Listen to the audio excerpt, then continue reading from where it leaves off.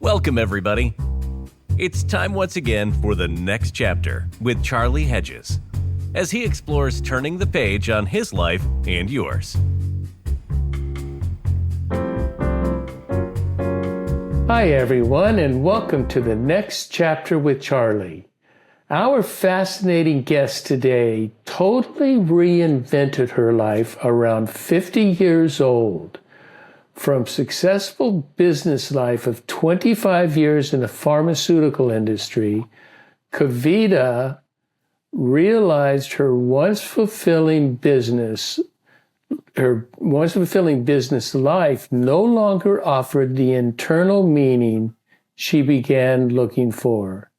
So instead of living with a dissatisfaction, she searched and found a new life derived from the Japanese concept of, tell me if I say this right, Ikigai.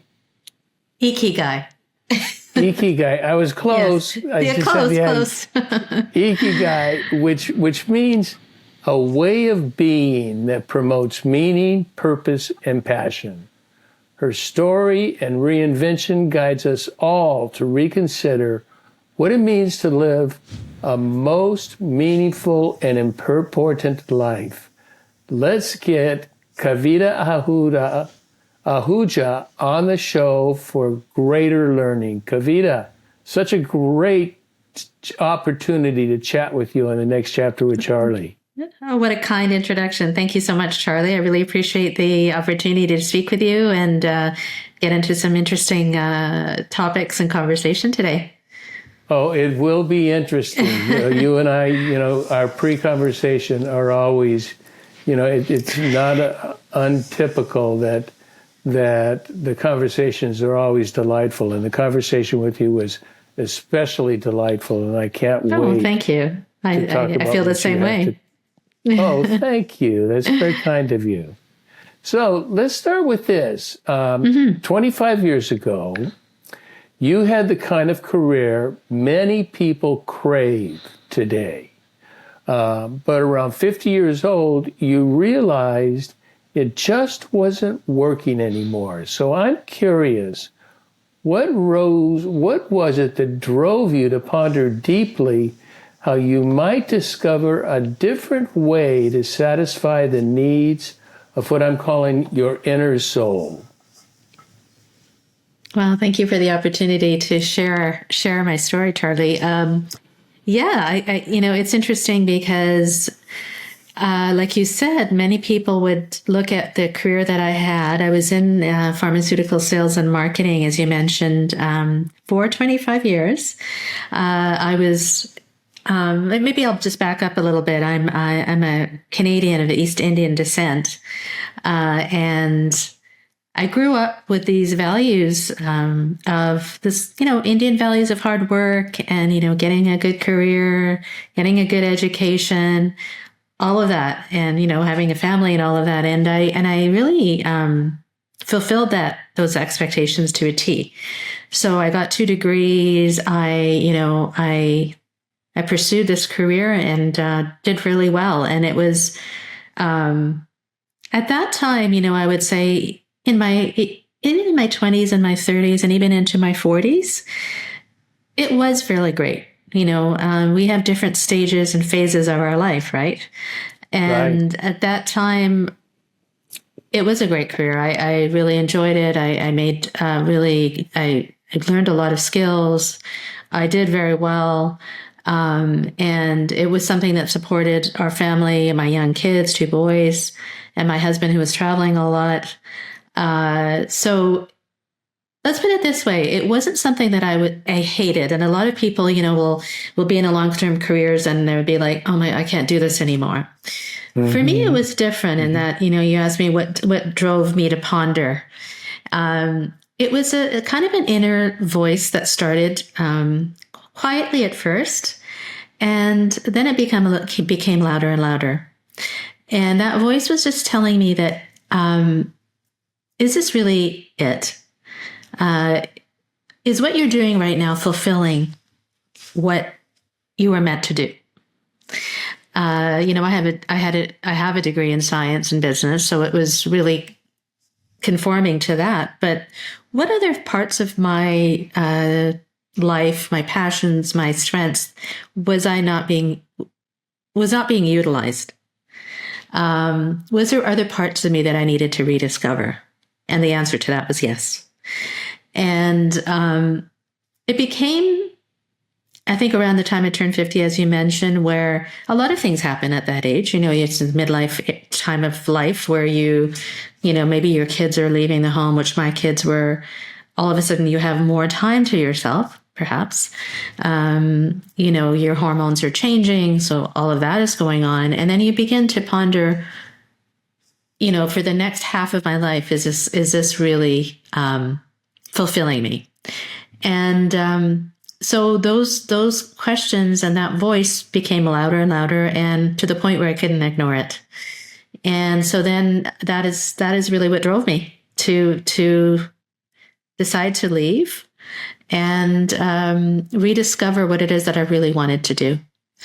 And the process that, maybe I think we might be getting into a little later is to rediscover the combination of, I guess, what you called the Ikigai, which is your reason for being. And as a result of that, I discovered that I needed to, and my goal and my reason for being was to help other people who are feeling this way in their career and life transitions, to help them rediscover who they really are and live a life that they really are meant to live. So that was probably a long-winded answer to your question. No. That was not long-winded at all. Believe me.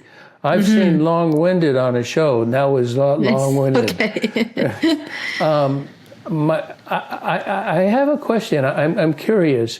You had an inner voice. Do you feel like this was your voice, or do you feel it was a voice of an external source, or was it in cooperation and coordination with your voice? What do you have any feeling of what that source was?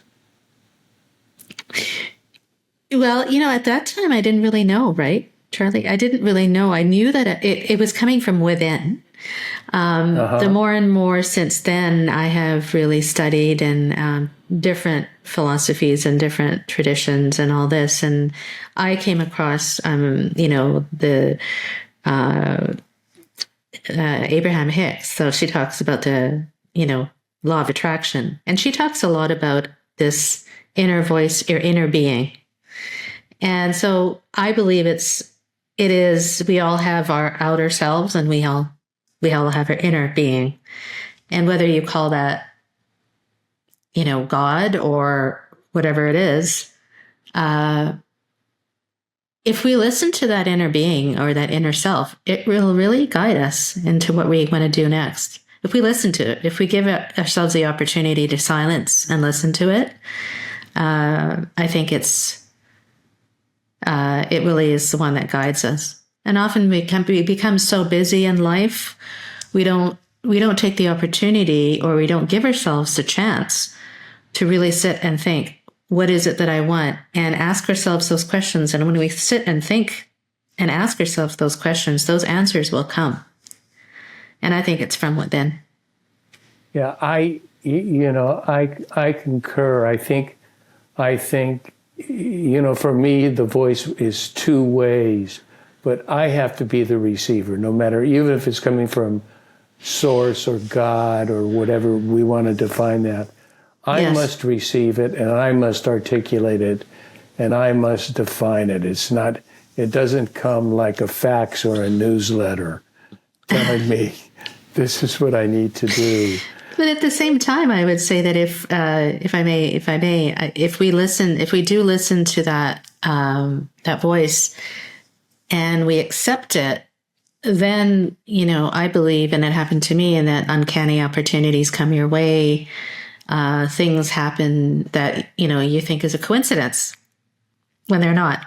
You'll meet people, right. You'll be thinking of somebody and they'll call you or things like that. So I think that really, that's something that I talk about a lot in terms of, being aware and being open to receiving the signals and the voices that come to you. So, I think an obstacle to hearing those signals is we talked about first half and second half of life, and the first half of life is your accomplishment years, where you're achieving, developing, building a healthy self-ego, and the second half is more of, okay, I've done that. There's really no further I can go. I'm as developed as far as I can develop, and it's time to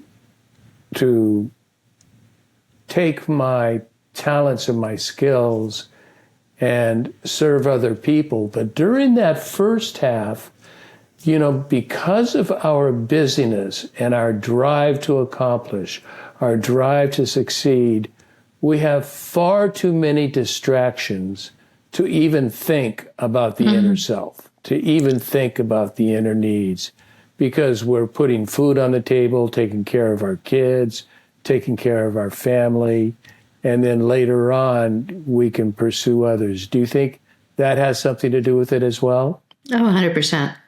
Absolutely. Yeah, you just described me. Yes. And I think a lot of people listening, because, yeah, I have so many clients, who if they'd be, Kavita, I was just always just so focused on climbing the corporate ladder or getting to the next thing or doing the next thing. And to the point where it can often lead to burnout. It can often lead to, a lot of stress. And then the body tells you, often people, they just, their body, they get sick or they get ill or some, when it's a manifestation, your body tells you when it's time to slow down. And so that happens a lot. I could say equally for men and women, but I always encourage that, there's in a transition, I'm a career transitions coach, right? So in a transition, there's kind of 3 phases. And the first phase is really the trigger, like what's triggering you? And that was the first question you asked me. What drove me to this change or this? So it could be many things. It could be that internal voice that I heard, or it could be, drastic things like, maybe you're laid off. Maybe there's, a divorce, maybe things like that, which major change, which triggers you to question. And then the next phase is that contemplative phase is like, okay, what am I going to do next? Or in your podcast, titled, what's the next chapter, right? And then the third phase is the action. So unless you take that time in that second phase, often people will go from one thing to the other without really thinking about it. And that's not going to last, or, you might not be as fulfilled as if you actually took the time to think about what you really want, who you really want to be and what you really want to do. Yeah. My spiritual mentor, who I've only spoken with 3 or 4 times, but I read his books. I'm a big follower, but he has this process that he says is an ongoing process in life that he calls order, disorder, and reorder. And in your 3 phases, I saw all of those. In the first phase, there's an order where we accept this order. This is what works. And then during the process, we're then contemplating that. We're realizing that's not the answer, and there's a disorder, and we have to deal with that disorder and conceive of different ways, different methodologies, different opportunities, different goals, and we reorder into a new life. But he says that is not a one-time process, that is ongoing.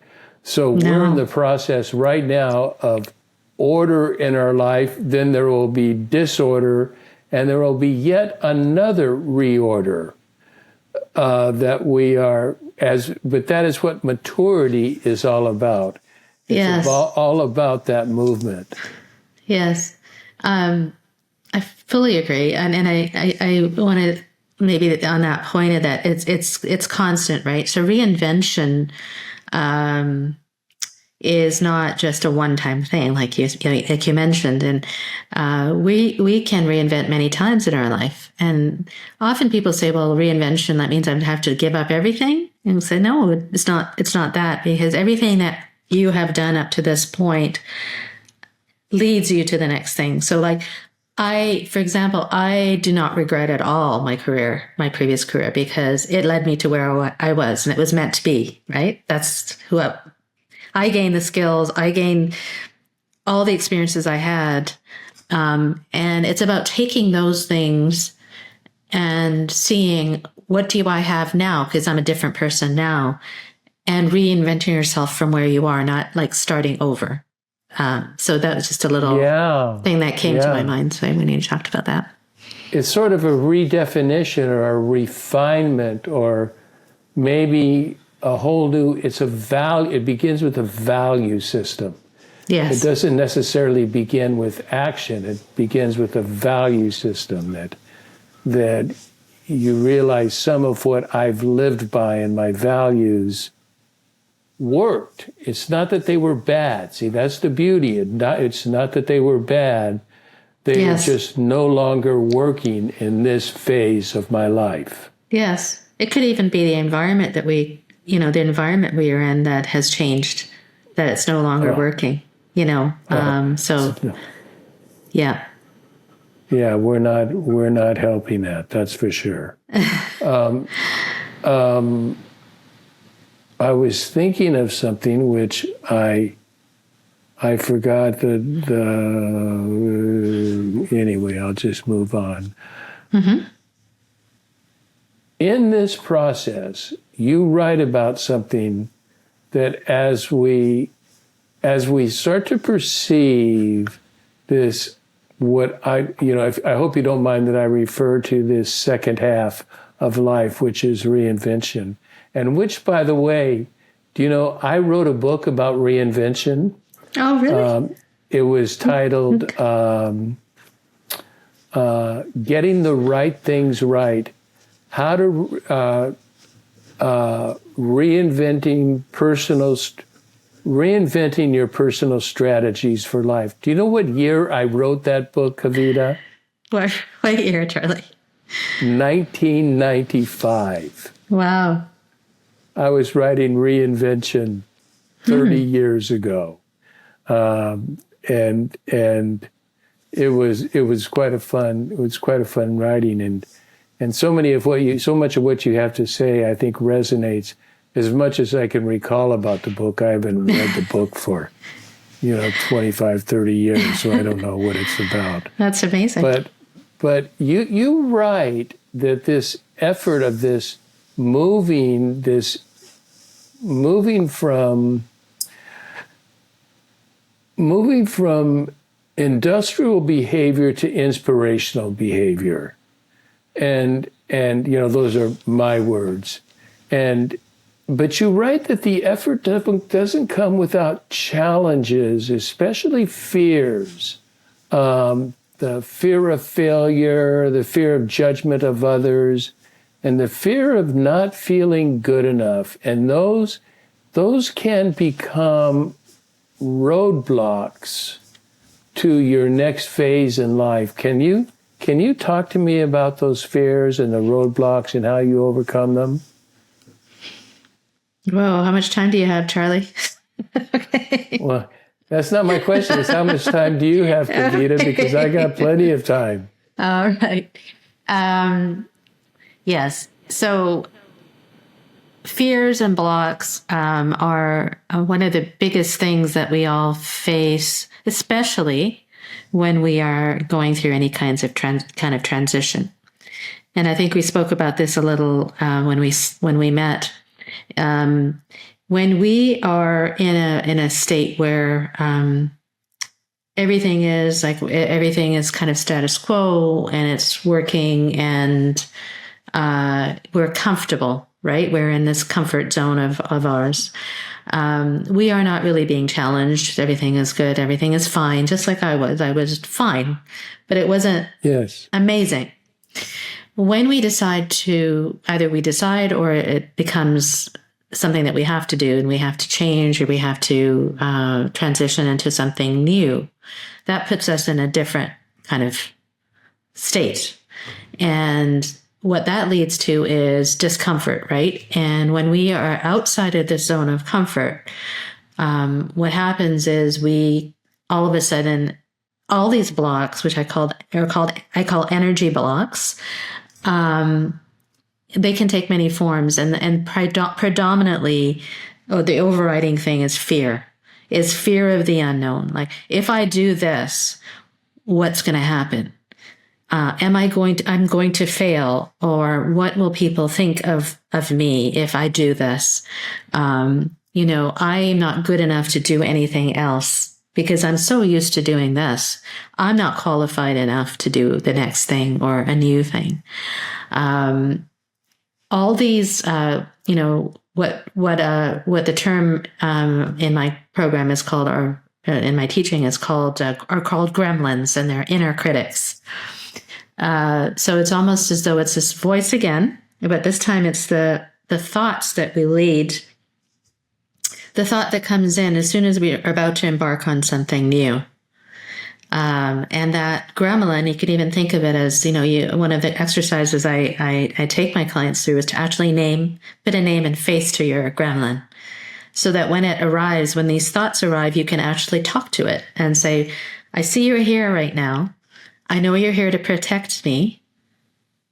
You want me to be safe, but I don't need your protection right now. Perfect. I've got this. The first thing is really awareness when that gremlin or that inner critic comes into your thoughts. And when you're aware of it, then you realize, ask yourself, why is it here? And 9 times out of 10, it is to keep you safe. And the only way we're going to grow as individuals is if we, ignore those voices and those inner critics. They're going to always be there because we're always growing, hopefully.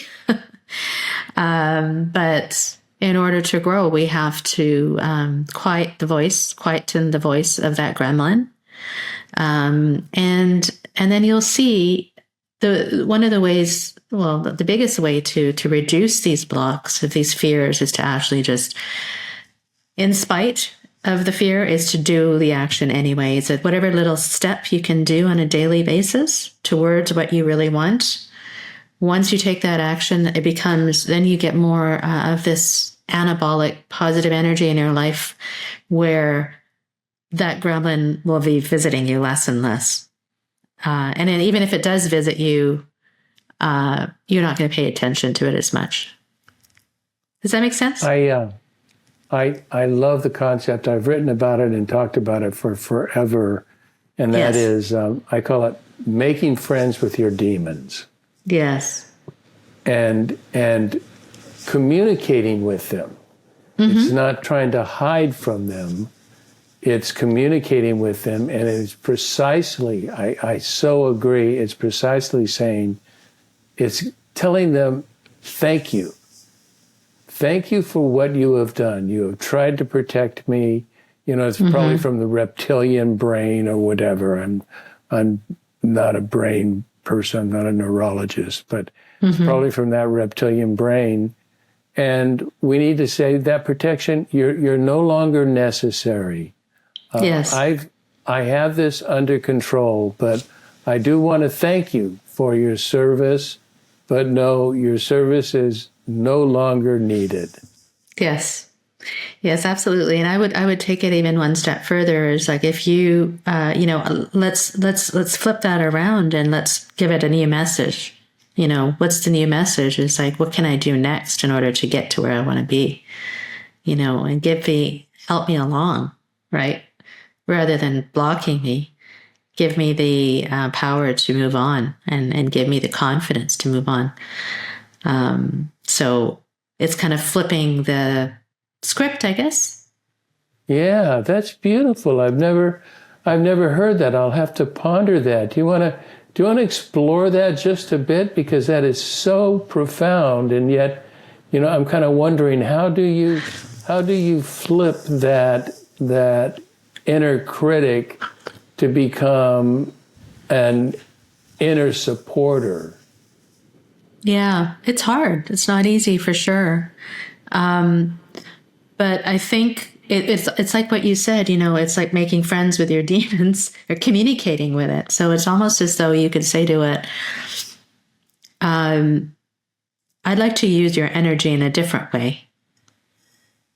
And rather than blocking this thing that I'm going to do, how can I use your energy in a different way to help fuel me forward? So the fear is there, and I often, fear is actually an indication that you're onto something. If you're afraid, that actually means that you're on the verge of doing something great, if you look at it that way. What a beautiful idea. Yeah. Like, often, I just actually I have a podcast too, and one of my topics was imposter syndrome. And the imposter being, that's another block where we think someone's going to find us out because, I'm the next shoe's going to drop, or I'm not qualified and I'm not really supposed to be here. And one of the things is if we use the energy again, I was saying in a different way, and saying, well, actually, that's not true. You look at the facts, like, okay, well, maybe I am not, maybe I'm, okay, for example, let's say I am a scientist. I am really qualified and I'm learning. So it's not like I'm not qualified and therefore I can't do this. It's like you can be both. Yeah. I kind of went off tangent there, but I think no, you're right. I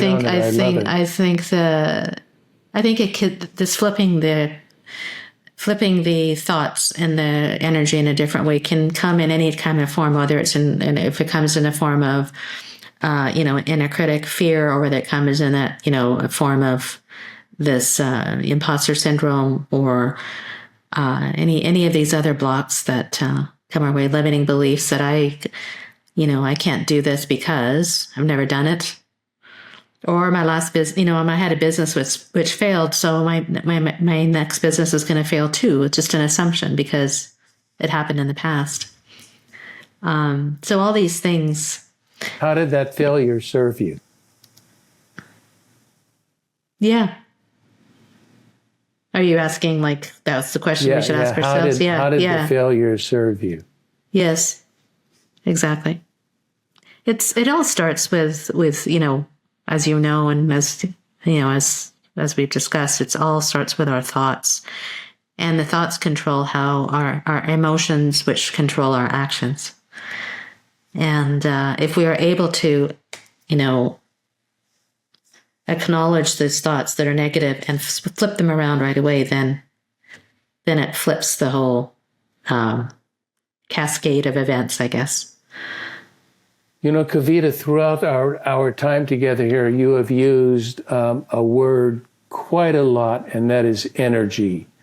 I would love for you, because it has become such a commonplace word, and I think almost everybody that uses it means something different by it. Mm-hmm. Mm-hmm. And yet they're not using it as technically and strategically as you are.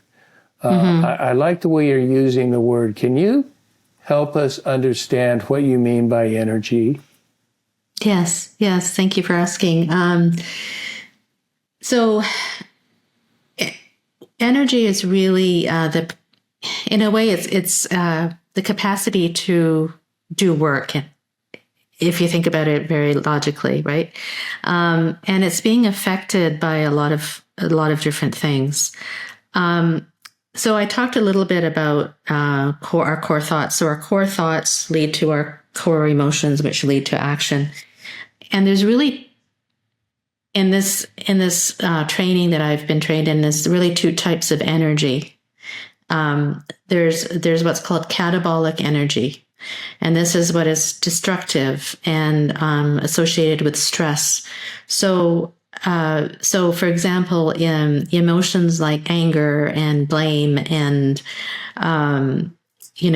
those are all catabolic emotions, which lead to catabolic energy, which lead to you not being able to see the opportunity, which leads to blame and anger. And when we have a lot of this catabolic or negative energy, negative emotions, anger, blame, frustration, then we can't see the opportunities in front of us or around us. And that often, our bodies release catabolic hormones, right? And in the short term, if we're under extreme stress, that's okay, because these hormones let us go through the initial short-term phase. But over the long term, if we're constantly under stress, then our body will react, and it's not feasible long-term. Versus anabolic energy, which is it's a constructive type energy, and that's when our body releases serotonin or dopamine, and that is when your feelings of fulfillment and happiness and love and cooperation and service and all those emotions, and which lead to those actions. So when we have that type of energy stemming from our emotions, then we see opportunities. It's like, if you're in an argument with somebody and you're just angry and you're not seeing the other person's point of view, it's not going to work unless you sit back and say, okay, where's the opportunity here? Right? So you flip that. So, in this theory, there's 7 levels of energy, and the higher you go up the scale, the greater anabolic or positive energy there is. So in work and life, there's actually an assessment where you can assess the amount of this energy in your life. And the point is to be able to access as much positive energy in your life as you can in order to see the opportunity, seize the opportunity, be more fulfilled. So it's really a continuum, and we're often when we're under a lot of stress, it's natural to be in levels 1 and 2, which are catabolic levels. But if you think about some of the greatest visionaries in the world, they live a lot in that high level of energy, level 6 and 7 levels, of non-judgment and seeing everybody as one, and not blaming others, and seeing the opportunity in everything. So it's a really fascinating concept. Your definition of energy is this is enlightening, because it's different than what I've perceived, what I've heard with other people in talking about energy. Mm-hmm. I often hear energy as something that is perceived, that Kavita projects energy that is caught by other people. But what you're suggesting, of course that is true, but energy is more innate. It's more who you are. What is your driving energy? What is driving you? It's not just data and facts and information and desires. It's a greater field, and it's a field of energy. That's a beautiful definition. I love that. Yeah. If you want to learn more about it, the founder of my coaching training, his name is Bruce Schneider, and he discusses the 7 levels of energy. And it's a great book, and it's a great concept, and it can actually be applied practically into our lives and our work. That again, if we are catching ourselves being the victim or being having these emotions like I'm helpless or I'm stuck, there's nothing, if we actually recognize that we're in that, then we can take steps to move out of it, right? It's the awareness. This is really key. And often one of the best ways to go to the higher levels of positive energy or anabolic energy is to really live a life of meaning. And if you're aligned with what you really are meant to do, that brings out a lot of this anabolic energy. I'll give you an example, if I may. I think that might. Of course. I have a client who is a scientist. I think I mentioned earlier, and very, very successful. For like 20 years, climb the just one thing after the other in terms of her success. She came to me very, very miserable, she just didn't, she was stressed with her job. She didn't find meaning in it anymore. And when we really dug deep into what was missing in her life, she innately is a artist and a musician. And she hadn't been doing that in 20 years. Oh and my. she started singing, she started painting, and all that negative feeling, those negative feelings she had when we first started turned into this positivity, this positive energy, where now that's not only affecting her personal life, but now it's going into her work, where now it's like she sees that it's not so bad, or like she sees a positive in things. So that's just a little example of what I mean by a practical example of what I mean by that.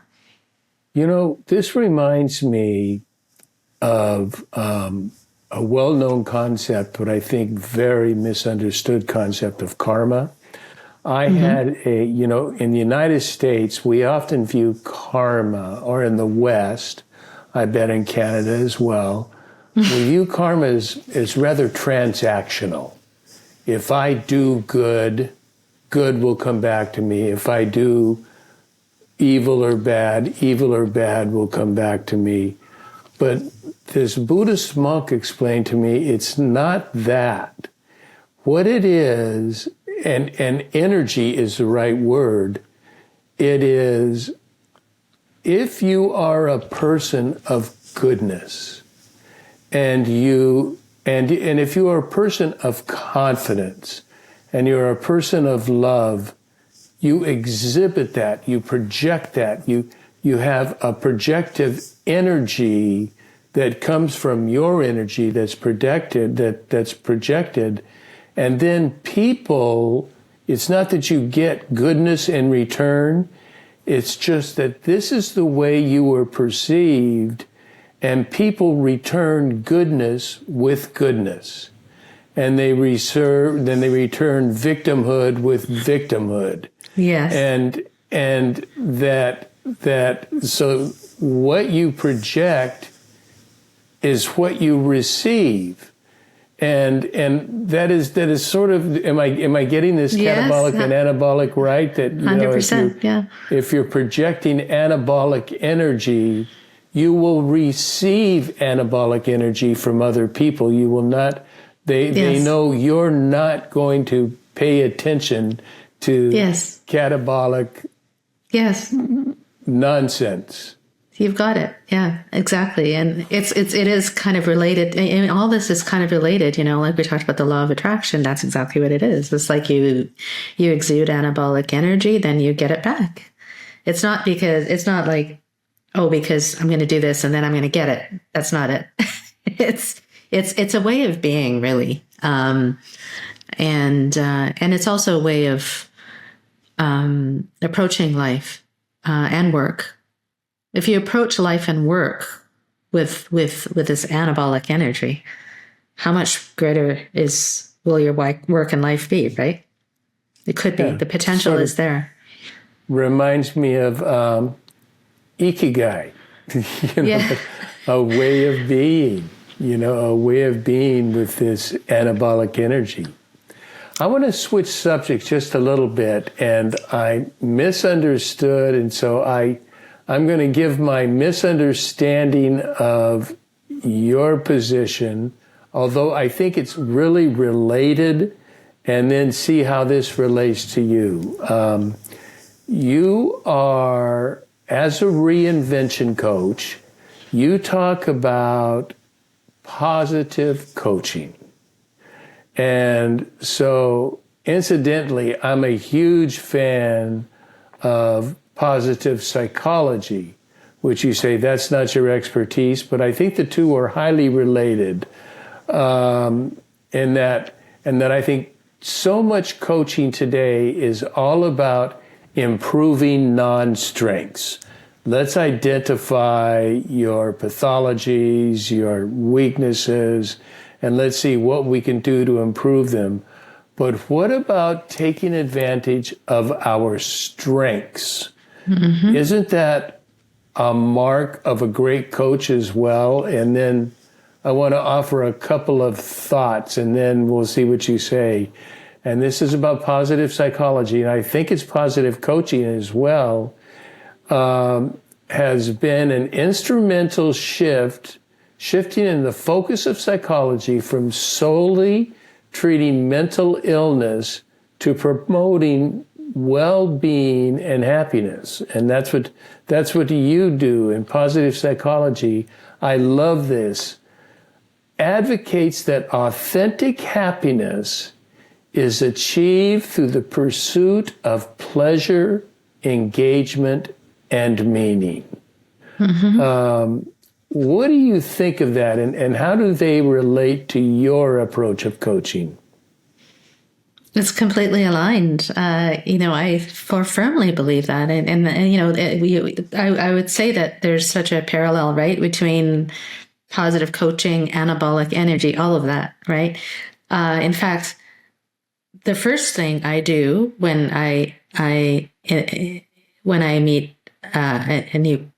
coaching is I look at who you are at this moment.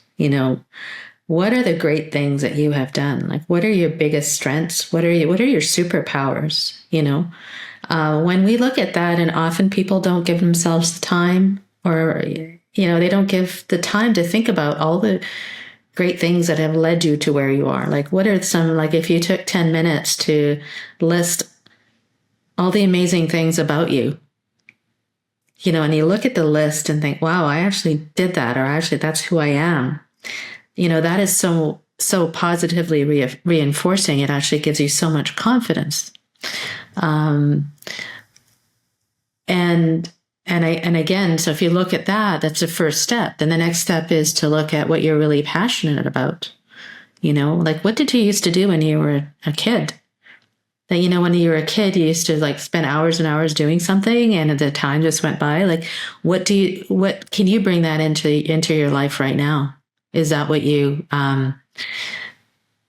what would bring that kind of positive feeling into your life? What kind of passions? Like I mentioned, my client who is pursuing art and music. And then again, the next thing is your values. Like we talked about, values are changing constantly. And is what you're doing aligned with what your values right now? Your values could be different, like 10 years ago. Now, are you aligned with your values now? And if so, then that really brings forth this positivity and this, so that it is all about bringing up the positive goodness and the strengths and your passions and values. And if you put those together, that's what your Ikigai really is, right? Is a combination of all those things. And what does the world need that you can combine those things and bring it out into the world in your own unique way? I'm thinking I'm a movie buff. I have this it's called AMC theaters. Do you have AMC theaters in Canada? Yes. I have AMC. They have a pass for $26 a month. Mm-hmm. I can see 3 movies a week. So I make my money back because I see 2 to 3 movies a week. I see bad movies. I see every movie. I just love film. I listen to the music. I watch the editing, the acting, Amazing. the writing. I just enjoy the discipline. There's a movie coming out with Rami. What's his name? Rami. He was. He was. I know who you're talking about. Yeah. Yeah, in the rock and roll movie with. Yes. But anyway, he plays an analyst with the FBI, and so he's the best analyst in the FBI, and the film goes, his wife is killed, and he determines he's going to kill, like there's 5, 6, 7 killers. He's going to kill all of them. So it's a killing thing, but it's still beautiful because he says, I want you to give me money, new ID, training, all, and he trains and he fails at everything because he's Rami, what's his name? Doggone it, I just looked it up. I forget too. I don't. Movie amateur. It's Rami Malek. Oh yeah, and, yeah. Yeah, and he fails at everything. They say there's no way you're going to be able to do this. You can't beat a grandmother in arm wrestling. But what he does is he is obviously in the film he's successful. And he says, you've only, and then in the film they said, as he's succeeding, they're saying, I think we misjudged this candidate. And he says, you've only focused on what I don't do right. How have you focused on my unique talents? What I can do that other people can't do? And I love that line. Why are you not focusing on what I can do that others can't do? And it's a brilliant line. It looks like a fun movie. Wow, and I have to check that out. Yeah, it's called The Amateur, I think. Okay. So let's wrap our time up because I know you must go. Oh my goodness, quickly. That's okay. I've got a few more minutes. That's fine. I want to talk about, you have a process called the Pyramid of Reinvention, and it's a framework for your reinvention process. And I think everybody would be very interested in knowing what is the Pyramid of Reinvention and what does this framework look like? Yes, thank you. I mentioned it. In our conversation, I guess, throughout, but it is really a framework that is, if somebody is going through like a transition or is going through trying to figure out what's next in your life and don't really know where to start, I think the best way to do it is in a kind of step-by-step way. So it's a six-step process. The first step is really the base is rediscovering yourself. It's really rediscovering who you are now, not who you were 10 years ago or 20 years ago. It's at this moment, who are you really? And again, it is about really going down into what are your strengths, skills, superpowers. I talked about that. Second part of that is what are you really, really passionate about? Have you been doing? Have you been realizing your passions, or have you even not discovered what you're passionate about? And is it something that you can? Right. Is it something that you can pursue now, or if you've always wanted to? Have you always wanted to travel? Have you always wanted to be a photographer? Have you always wanted to? Whatever it is, why not cultivate those passions? The third is, again, your values, as we discussed, and so the culmination of that is in this process is to determine your Ikigai, right? Once you determine your Ikigai as a result of these the step-by-step process. Does that have to do with your values? Is that associated with your values, your Ikigai? Yes, it is. Okay. Yes. It's really what the world needs and also what you can be paid for. So if it's something or what can bring abundance into your life. So once we've determined that, the second step is visioning yourself, visioning yourself in 20, 30 years. There's something that's called the inner mentor.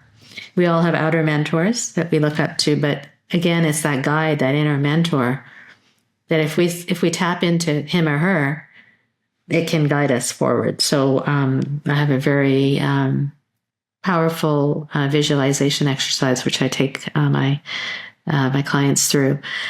So that's visioning. And when we visualize ourselves with great detail, that really fuels us forward as well, right? And this third step is really uncovering those obstacles that we discussed, right?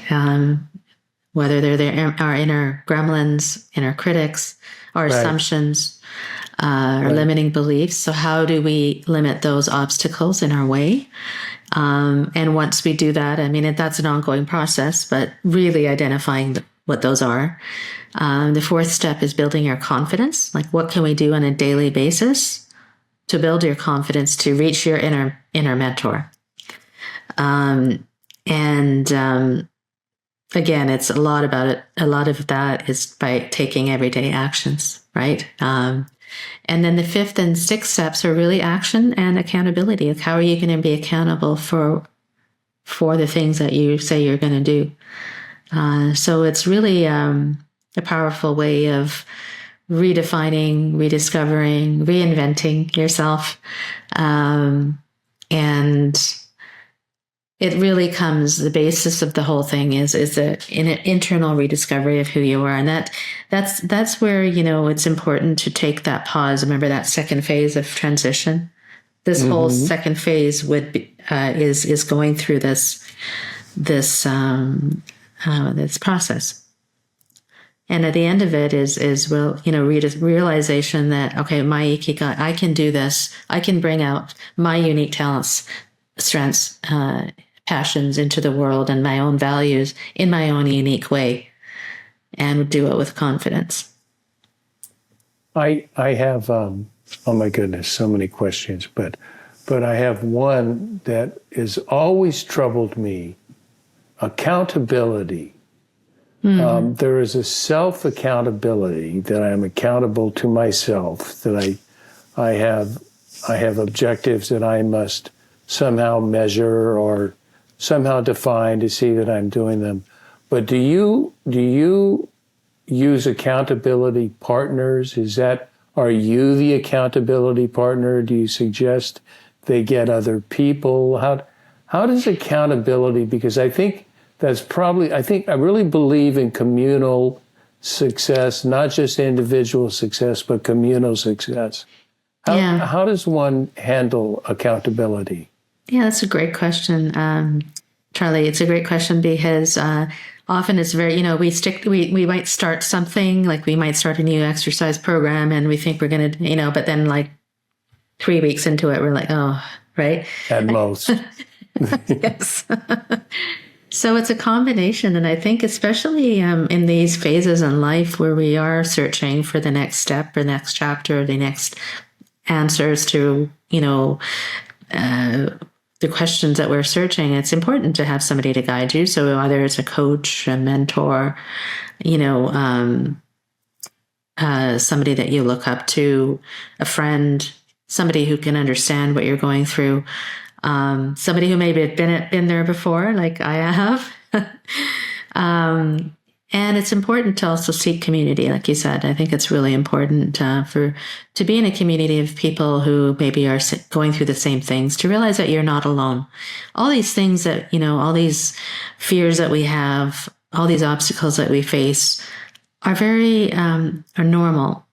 And for people to realize that it's you're not alone. And when you realize you're not alone and you get this support from others, and that moves you forward to be accountable for what you say. But I'm very much a proponent of obviously coaching and mentoring And I think that's important for people, especially if they're in this phase where they really want to do something different, or they want to be more fulfilled, or they're just questioning things. I think it's important to have those partners.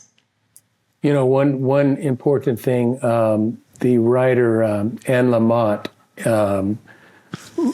has said. I heard her in a speech, and she said, "We compare our broken inner selves with the projected successful outer selves of other people, and we always come up inadequate."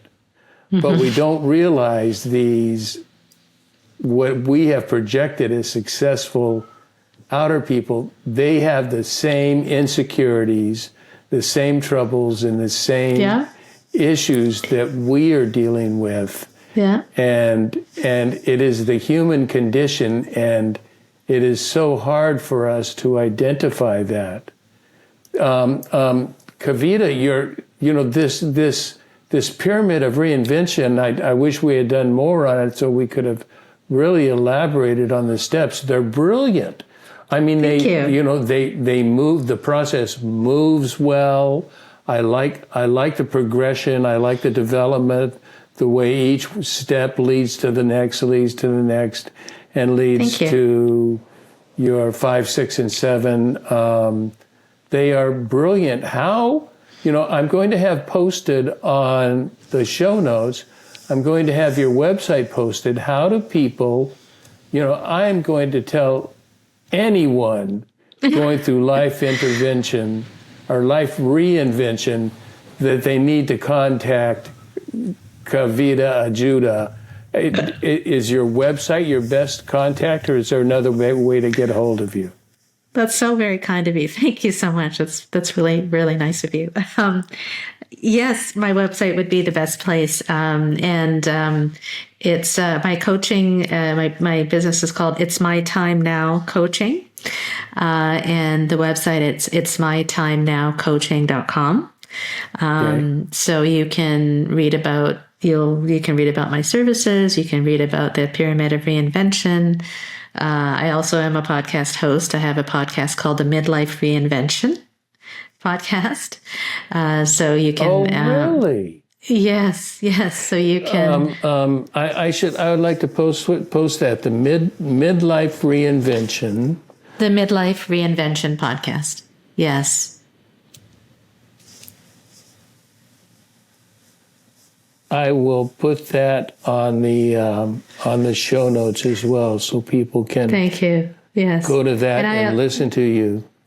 And I also have an online course which takes people through my Pyramid of Reinvention if they're interested. I do one-on-one. On the website, so they can get a hold of. So it's okay. Yep. So I do one-on-one coaching as well as my online course and my podcast. So all of it is on the website, but I'm happy to, speak to anybody who might be interested. You can just email me, and it's Kavita@itsmytimenowcoaching.com. So I'm happy to offer a free consultation as well. Kavita, you are brilliant. You are oh my goodness, passionate, and you really, as I would say in regular English, you know your shit.